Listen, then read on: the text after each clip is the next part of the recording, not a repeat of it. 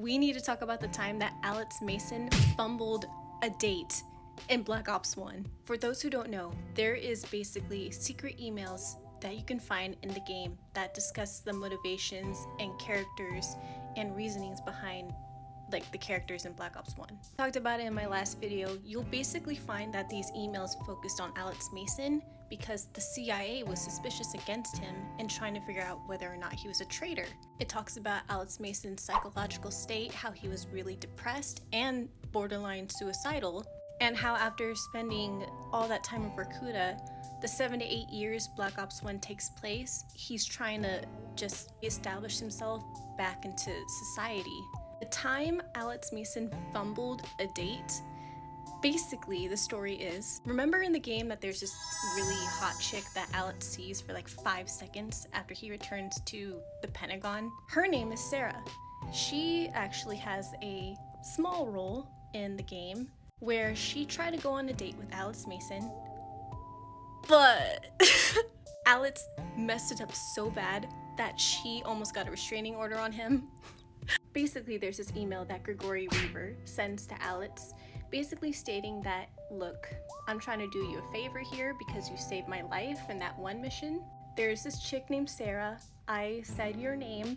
She's kind of interested in you, wants to date you. She'll never date a Cyclops like me because I have one eye.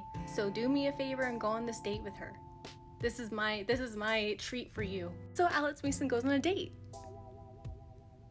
And it went awful because Sarah sends an email to Gregory Weaver basically saying, don't you ever ask me to go on a date like this again. This Alex Mason guy needs psychological help, not a fucking date. And on a date, and all he could do was talk about how he escaped Vorkuta and the steps to freedom, and he's a psychopath.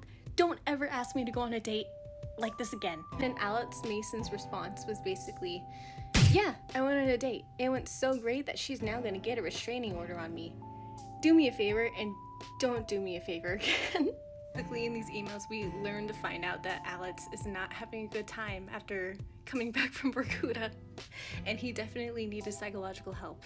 Crazy thing is though, it just makes you wonder, how did he meet his wife? She works in the CIA too.